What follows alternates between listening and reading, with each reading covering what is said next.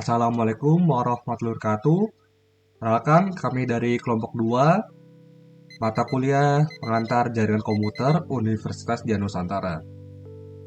Pada kesempatan kali ini, kami akan membawakan materi tentang salah satu jenis topologi jaringan komputer. Sebelumnya, perkenalkan, nama saya Muhammad Irfan Ardiansyah dan teman saya Wisnu Widya Pratama dan Ridho Alfati.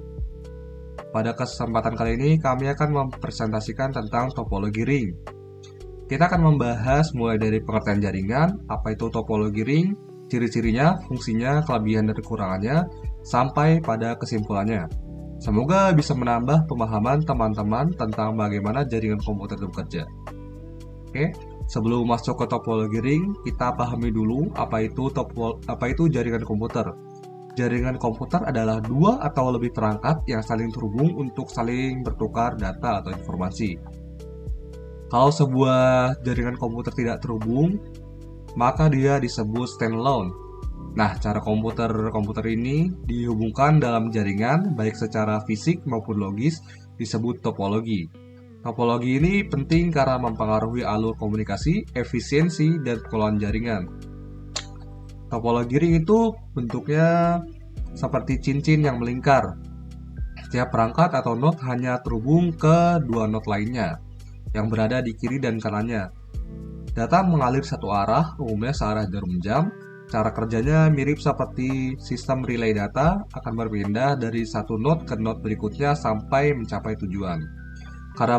Karena bentuknya tertutup dan saling tergantung, jaringan ini punya karakteristik khusus yang akan kita bahas di slide selanjutnya. Oke. Saya akan contohkan topologi ring di dalam software Cisco Packet Tracer. Yang pertama, pilih switch-nya.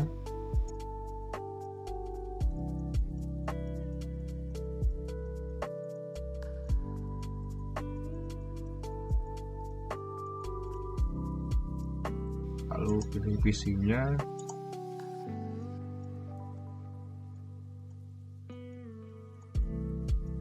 Lalu berikan server. Setelah itu kita hubungkan antar switch.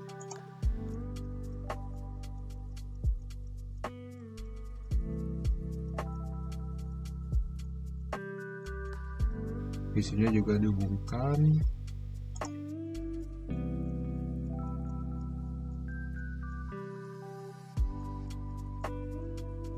Lalu juga hubungkan servernya.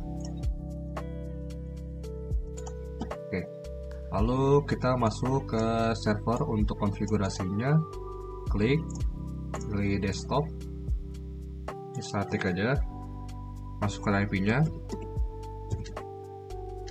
bebas. Misalkan saya pakai kelas C 10.1, oke, /24, terus kita bisa copyin aja, terus ganti yang belakangnya ke 0 untuk default gateway-nya. Masuk ke services, di HCP ya, tonin. Default gateway-nya tadi pakai 0. Selanjutnya untuk start IP-nya kita bisa mulai dari 2 untuk PC. Selanjutnya kita konfigurasi juga untuk di setiap PC. Klik desktop, karena tadi di HCP, kita pilih aja di HCP. Dia akan merequest IP dari server. Dan ya, kita dapat IP 2 dan begitu seterusnya.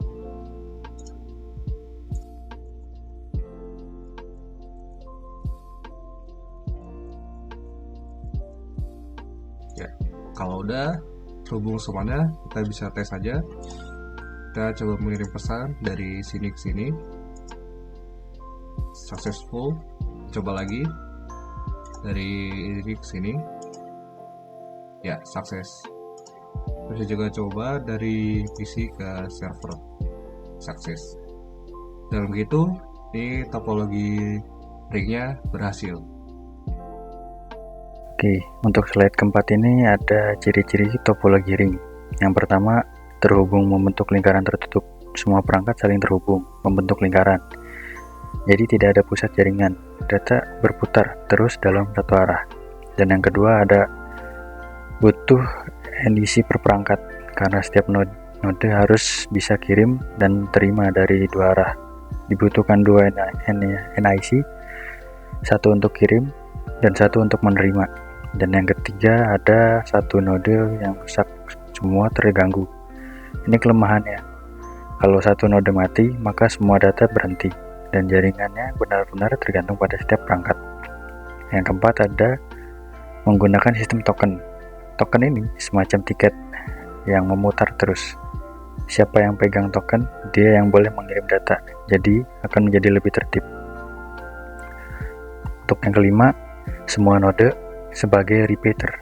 Setiap node ikut memperkuat sinyal data agar bisa sampai ke tujuan. Ini penting kalau jaringannya cukup besar. Lalu untuk slide yang kelima ada fungsi topologi ring. Yang pertama, menyediakan jalur komunikasi antar perangkat. Dengan membentuk melingkar dan alur satu arah, topologi ring menyediakan jalur tetap yang terstruktur antar perangkat. Poin yang kedua, mendistribusikan data secara searah. Data hanya bisa mengalir satu arah. Ini meminimalisir adanya gangguan dan membuat proses pengiriman lebih teratur. Dan yang ketiga ada mencegah tabrakan data, collision. Karena ada sistem token, hanya satu perangkat yang bisa kirim data dalam satu waktu. Jadi nggak bakal ada yang namanya data tertabrak atau saling bertabrakan. Oke, untuk slide selanjutnya akan dilanjutkan oleh rekan saya, yaitu Wisnu. Lalu selanjutnya ada kelebihan dan kekurangan dari topologi ring. Yang pertama ada mudah dibuat dan sederhana. Topologi ini cukup mudah untuk dibuat dan diimplementasikan, apalagi untuk jaringan skala kecil atau simulasi pembelajaran. Lalu kemudian hemat kabel dan biaya. Karena cuma butuh 2 sambungan per node, jadi nggak butuh banyak kabel dan biayanya juga relatif murah. Lalu topologi ring ini mudah untuk mendeteksi error. Kalau ada error, bisa langsung ditelusuri dari alur data, karena jalurnya jelas dan berurutan.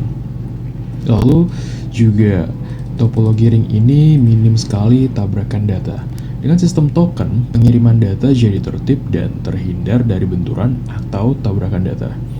Lalu selanjutnya untuk kekurangan dari topologi ring ini, yang pertama adalah kurang efisien dan jarang digunakan.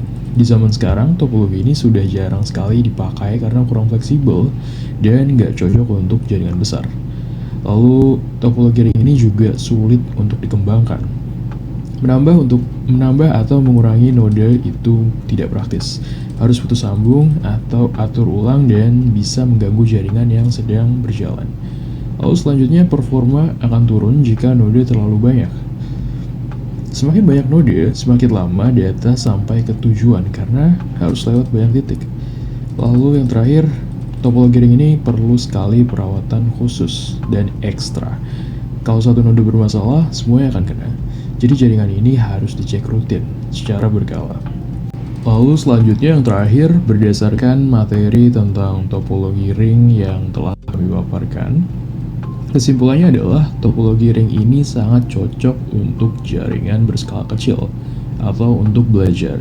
Desainnya cukup sederhana dan hemat kabel serta minim tabrakan data. Tapi, karena kekurangannya yang cukup kritis seperti kurang fleksibel dan rawan putus kalau satu node bermasalah, topologi ini sudah mulai ditinggalkan untuk penggunaan skala besar atau kelas enterprise. Baik, mungkin itu tadi pemaparan dari kelompok kami tentang topologi ring. Semoga bisa membantu teman-teman lebih memahami jenis-jenis topologi jaringan, terutama topologi ring. Terima kasih atas perhatian Bapak, Ibu, dan teman-teman semua. Kalau ada pertanyaan, kami siap menjawab di kolom komentar. Wassalamualaikum warahmatullahi wabarakatuh.